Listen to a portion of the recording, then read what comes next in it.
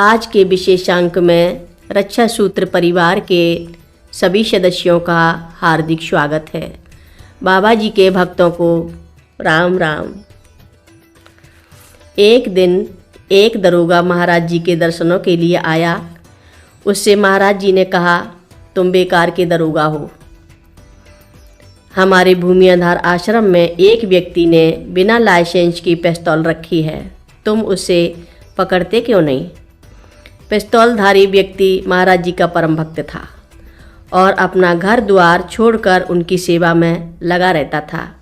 महाराज जी ने ही उसे भूमियाधार आश्रम का सेवाकार सौंप रखा था। वह भक्त प्रतिदिन भूमियाधार से कैची महाराज जी के दर्शन करने जाया करता था। दरोगा भूमियाधार पहुंचा। महाराज जी का वह भक्त एक झोले में लिए आश्रम से निकल रहा था। दरोगा ने उसकी तलाशी ली। उस झोले में एक खाली डिब्बा था और कुछ फूल मालाएं, मिठाई का डिब्बा दरोगा ने बिना खोले ही झोले में रख दिया। आश्रम में रखे उसके सामान की भी तलाशी ली, पर पिस्तौल कहीं नहीं मिली। वह भक्त जब कैची महाराज जी के आश्रम में पहुंचा तो महाराज जी ने कहा, आज तो तुझे बचा दिया है, पिस्तौल थाने में जमा करा दे, नहीं तो कठिनाई में पड़ जावे। फिर उसी दिन उसने पिस्तौल थाने में जमा करा दी। वह भक्त पिस्तौल सदा अपने पास रखता था। उस दिन भी मिठाई के डिब्बे में उसने पिस्तौल रखी हुई थी। महाराज जी ने उसे हमेशा के लिए बचा लिया। महाराज जी लखनऊ में अपने एक भक्त के यहाँ ठहरे थे और वहाँ भक्तों का जमघट लगा था। घर का सेवक भी 1 रुपया टेंट में रखकर उनके दर्शनों के लिए वहाँ पहुँचा। जब उसने प्रणाम किया तो महाराज जी ने कहा, अपनी कमर में रख कर मेरे लिए 1 रुपया लाया है? उसने हामी भरी। महाराज जी ने कहा, तो मुझे देता क्यों नहीं?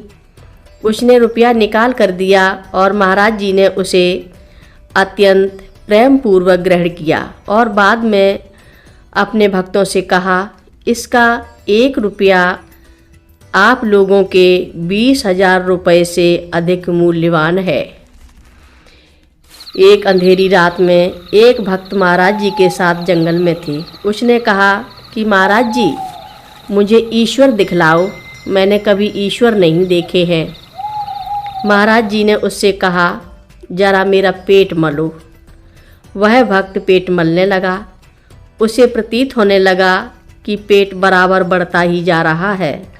अंत में उसे पहाड़ जैसा प्रतीत होने लगा। महाराज जी खर्राटे भी भरने लगे। उनके खर्राटे का शब्द सिंहनाद के समान था। उस भक्त का कहना है कि यह क्रीड़ा मात्र थी, परंतु यदि उनकी कोई परीक्षा लेना चाहे तो वे ऐसा कुछ नहीं दिखाते थे। जेल का एक बूढ़ा कर्मचारी अत्यधिक बीमार पड़ गया। डॉक्टर ने कहा कि यह अधिक से अधिक 24 घंटे ही जीवित रह सकता है, परंतु उस बूढ़े कर्मचारी को याद है कि महाराज जी ने उस पर कृपा की और उसे मरने नहीं दिया। तीसरे दिन महाराज जी उस नगर में आए और एक भक्त के यहाँ पधारे। उन्होंने कहा कि यहाँ आसपास एक बूढ़ा व्यक्ति रहता है। वह मेरे बारे में बहुत सोचता रहता है और मुझे बार बार प्रणाम भी करता रहता है। आजकल वह बीमार है, उसे देखने चलना है। जब महाराज जी उस बीमार के घर गए तो क्या देखते हैं कि उसकी हालत बहुत गंभीर है। महाराज जी ने अपना चरण उस बीमार के सिर के पास रखा। उस रोगी ने महाराज जी को प्रणाम किया और तत्काल अपना शरीर त्याग दिया। बाद में महाराज जी ने अपने एक भक्त से कहा, वह मुझे बहुत याद करता था, बस दर्शन दिए नहीं कि वह चल बसा। महाराज जी की कथाएं सुनने के लिए सभी भक्तों का धन्यवाद। महाराज जी सभी भक्तों पर अपनी विशेष कृपा बनाए रखें। महाराज जी की कथाएं सुनने के लिए रक्षा सूत्र चैनल को सब्सक्राइब करें, शेयर करें और लाइक करें। घंटी बजाना ना भूलें।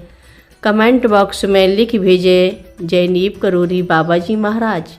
सभी भक्त मिलकर बोलो नीप करोरी बाबा जी महाराज की जय बोलो।